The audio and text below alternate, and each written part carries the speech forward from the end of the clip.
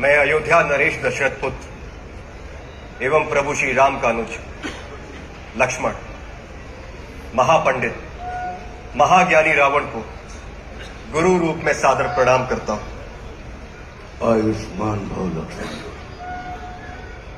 कहो, अपने जीवन की इस अंतिम बेला में मैं तुम्हारे किस हित की पूर्ति कर सकता हूं?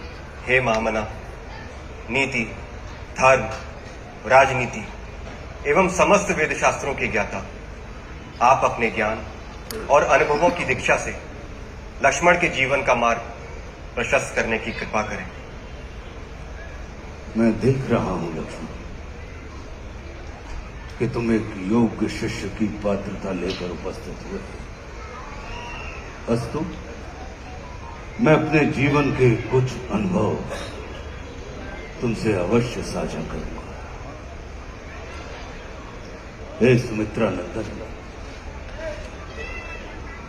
अहंकार चाहे सत्ता का हो या सौंदर्य का, शक्ति का हो या भक्ति का, धन का हो या धर्म का, वो बड़े से बड़े विश्व विजेता को नष्ट कर देता है। इसका प्रत्यक्ष उदाहरण ये त्रिलोक विजेता, विद्या विशारद, महापंडित रावण है। अहंकार में तीनों गए, कुल, गौरव और वंश। ना मानो तो देख लो इस रावण का अंत।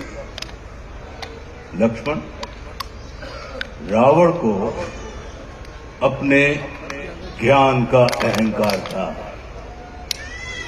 और तुम्हारे भाई राम को अहंकार का ज्ञान था। लक्ष्मण, जीवन में सफल होने के लिए शत्रु दृष्टि और मित्र दृष्टि का भेद आना अनिवार्य है। मित्रता भले ही अपने समतुल्य या अपने से निम्न स्तर के व्यक्ति के साथ कर लेना, किंतु शत्रुता सदैव अपने से योग्य व्यक्ति के साथ ही ठानना, क्योंकि ये जगत हमारे व्यक्तित्व का आकलन हमारे मित्रों को देखकर नहीं, हमारे शत्रुओं को देखकर लगाता है। जितना बड़ा और गरिमापूर्ण हमारा शत्रु होता है, उतने ही बड़े और गरिमापूर्ण की ख्याति को हम प्राप्त होते हैं। देखो ना, इस जगत ने जो कुछ राम से जुड़कर प्राप्त नहीं किया, उसे रावण ने राम से लड़कर प्राप्त कर लिया। लक्ष्मण, वे हमारे शत्रु ही होते हैं जो हमारे अंदर सुप्त पड़ी हुई ऊर्जा को जागृत करने का कार्य करते हैं। हमारा शत्रु ही होता है जो हमें असुरक्षा से निकालकर सुरक्षा में जाने की प्रेरणा देता है।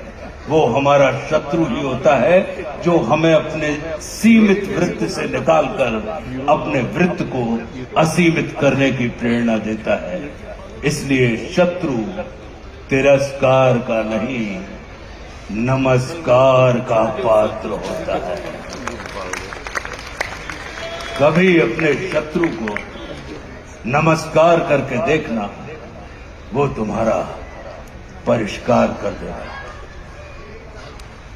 लक्ष्मण,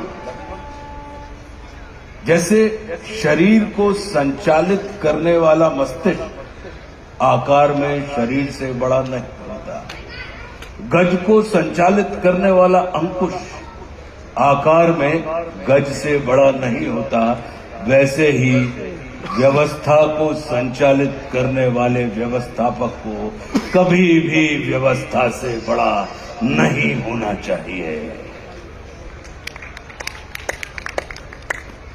ये सारा नीति ज्ञान तुम्हारे भाई श्री राम तुम्हें स्वयं दे सकते थे, किंतु उन्होंने तुम्हें मेरे पास भेजा। जानते हो क्यों? लक्ष्मण, मेरी संस्कृति असुर की है, लेकिन मैं प्रकृति से एक तपस्वी हूं, साधक। और किसी भी व्यक्ति को अपने अंतिम समय में अपनी संस्कृति के अनुसार नहीं, अपनी प्रकृति के अनुकूल कर्म करने चाहिए, तब उसे मृत्यु नहीं, मुक्ति प्राप्त होती है। और राम रावण को मारना नहीं, तारना चाहते हैं। तभी तो उन्होंने मेरे अंतिम समय में मेरी प्रकृति के अनुकूल उपदेशात्मक कर्म करवाकर मेरी मुक्ति के मार्ग को प्रशस्त कर दिया। आने वाले समय में ये जगत कहेगा कि त्रिलोक विजेता, विद्या विशारद, महापंडित रावण की पराजय का एकमात्र कारण है कि उसके पास लक्ष्मण जैसा भाई नहीं था। लेकिन इस जगत को ये स्मरण रखना चाहिए कि लक्ष्मण जैसा भाई प्राप्त करने के लिए व्यक्ति को रावण नहीं, स्वयं राम बनना पड़ता है।